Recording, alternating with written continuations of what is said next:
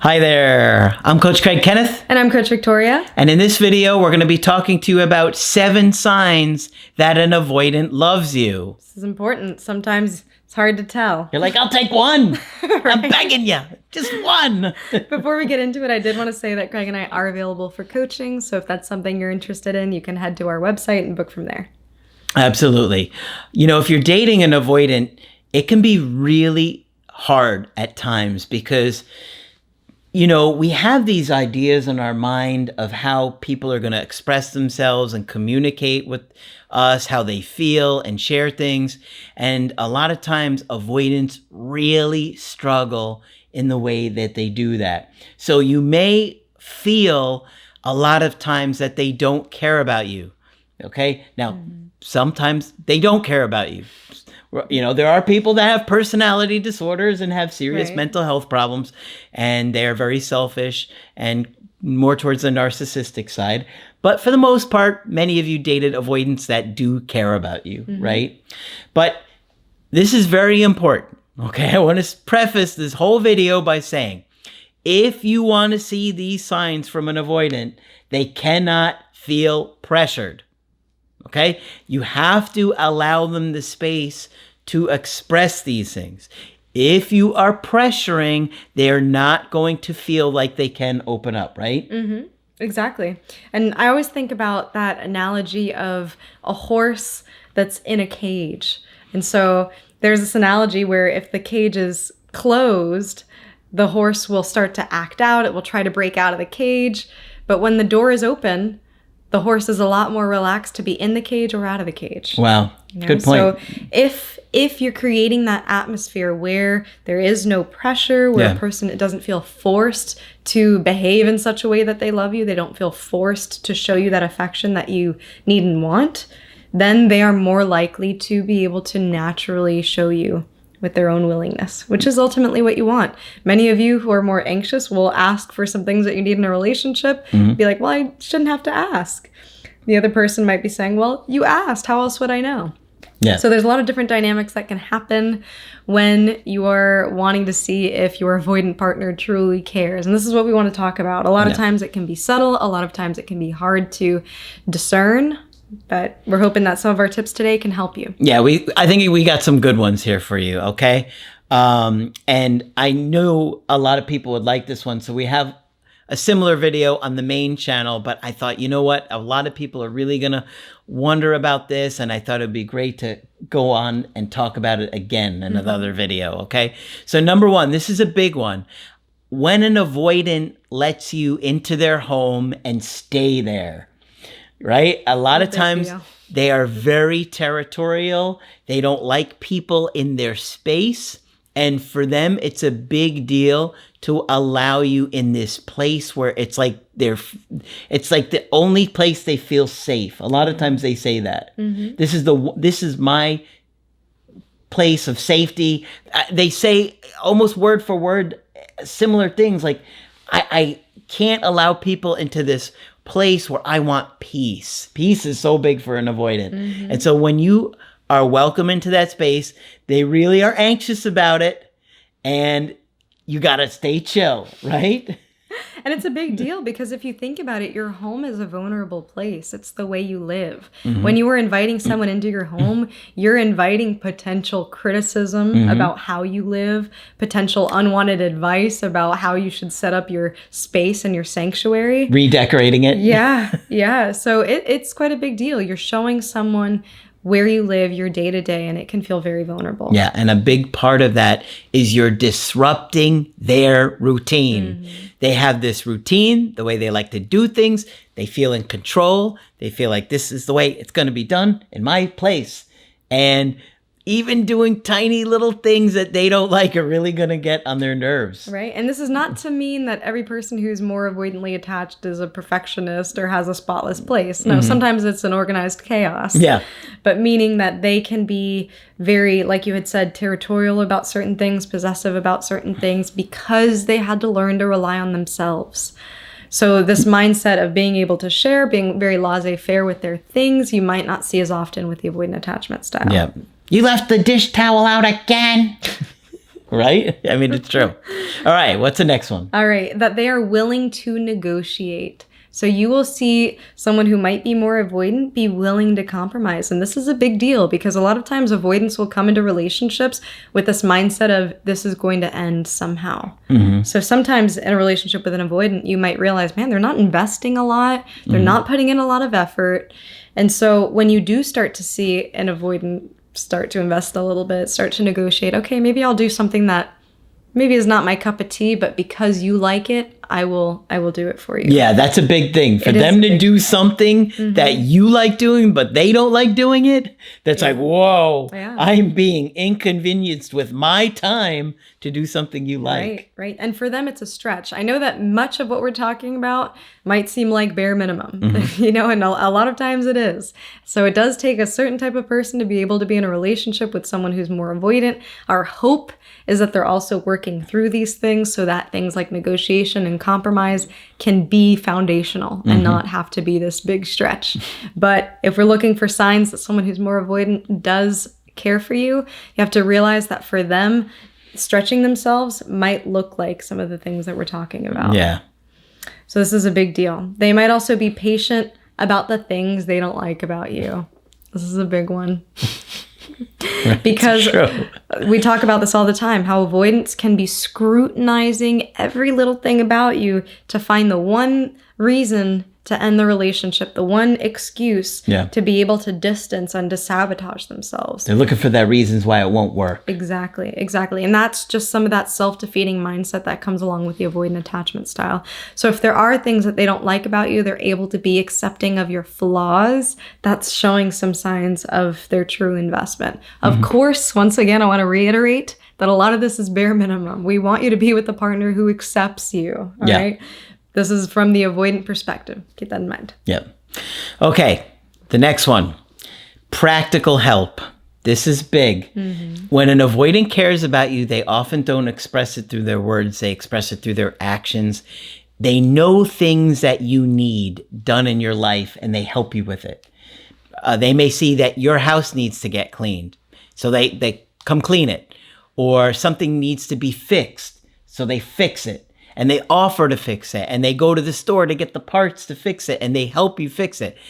And so a lot of kinds of acts of service that they're doing to help you manage your life and make your life easier.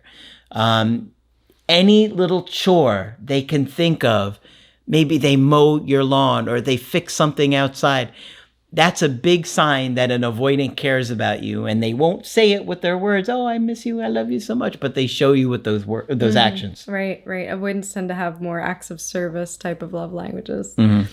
Another big one is that they're introducing you to their family and friends. And this is really them bringing you into their circle. This can be another thing that is very vulnerable, seeing who's around them. And it's also a way to say, hey, I'm not hiding you. You're somebody that I'm proud to show to the people around me. And that can be something that's really special. Yeah. And maybe they don't like certain people in your life, but they're willing to be around them. Maybe they are more introverted and they're willing to be around people in your life and be social for you. So these are all things to notice. In what ways is my partner stretching themselves in order to show some care or consideration for me? And incorporating the family can be a big deal because many avoidants don't want to be around their own parents. So the idea of bringing you into that dynamic where they're thinking, oh my gosh, if they meet my parents, this is going to end. They're not going to like my parents because I don't like my parents. They're not likely going to tell you that, but they're going to give little hints of like why you don't want to meet their parents. So that's the risk of incorporating you into that dynamic where they're going to think you're not going to like it and you're going to leave. Right? You're going to get turned off by it. Or if certain parents are negative or critical, to invite you in is also a risk. What if my parents criticize my partner and I just get that sense of rejection from them? So for some, it can be a risk that they are willing to take because they care about you and want to incorporate you more into their life. Okay. Next one. They are transparent. Okay? They tell you what's going on in their life. They tell you where they're going, who they're going with. You're not having to force it out of them. Okay? Because a lot of times avoidants feel like it's not anyone else's business. I've literally heard it. It's not their business. I don't need to tell them about that thing. It's like, but that's a hobby that you really like and you don't want to tell them about that? No, they don't need to know. Yeah. It's because they want their own thing. They want something that they feel like they can have control over, that no one knows about, that no one can touch. So I can understand that. Yeah.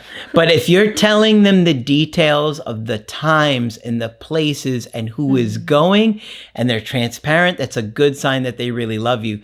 To sacrifice that part of themselves where they might want to keep distance from other people. Right. And another big one is that you know that there isn't anyone else in the picture. That's big. This is big. Once again, bare minimum, all right? We just want to make clear for somebody who's more avoidant, these are some of the tendencies that you'll see is there might be a third party, there might be some triangulation happening, whether that third party is a friend you shouldn't worry about, maybe that third party is somebody in their ear telling them not to be more involved in the relationship.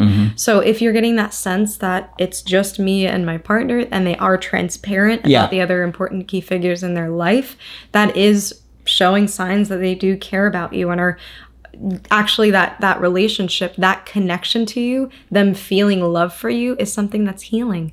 They're doing a lot of the things that are quite opposite from them protecting themselves. Yep. They're able to make themselves more vulnerable. And I think that's a beautiful thing. Yep. And so they, once again, value their independence. They value their autonomy. And they want to do what they want without feeling parented. So if they're able to let you in on what their daily activities look like, on who they're spending time with, and are able to negotiate with you, then all of these things are them showing their flexibility. This, to me, gives me a lot of hope. A lot of you ask, is a relationship with somebody who's avoidant even possible? Why would I want to be with an avoidant?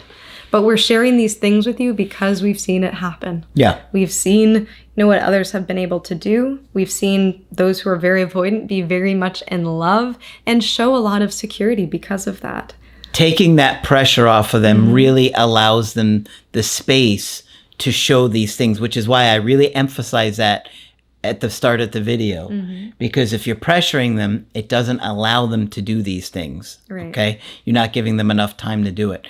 But that's why you just have to ease off a little bit and allow them to show you, right? Because you need them to show you that they want to be in this. If both people aren't going to work on this and make it happen together, how's it going to last anyway? Right. One person can't be the caretaker. Exactly.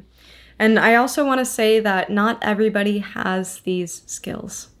So what we're talking about negotiation, what we're talking about being able to have the boldness to introduce you to family and friends.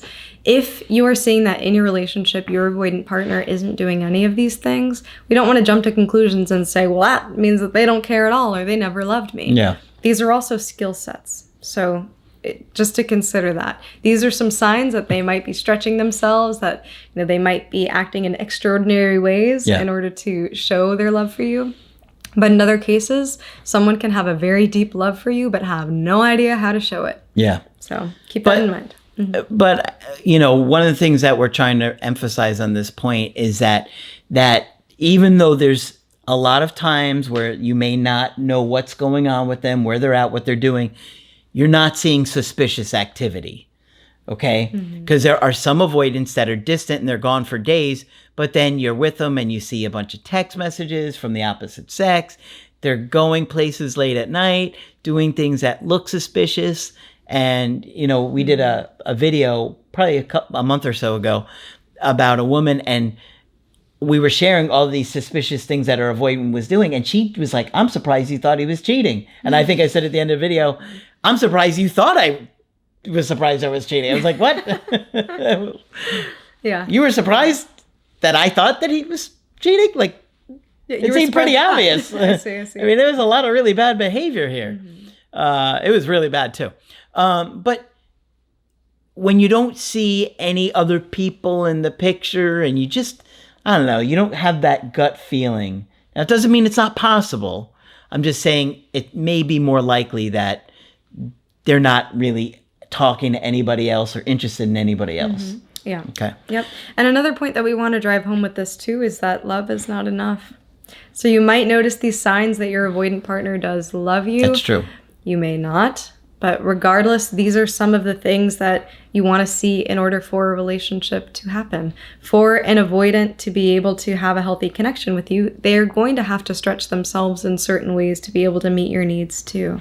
And that leads us into the next point, which is that they care enough to change, that they care enough about the relationship to get help, to maybe get into therapy or couples counseling or doing something to make the relationship work, and recognize that they're struggling in some areas and be willing and open to making some positive changes. Exactly.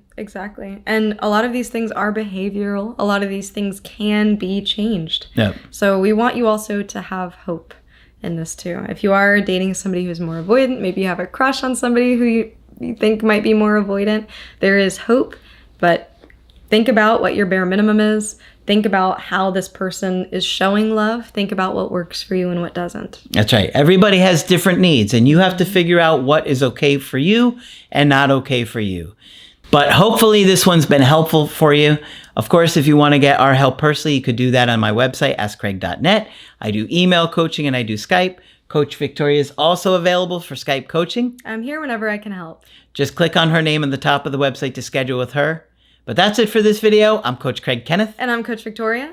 And we will talk with you soon.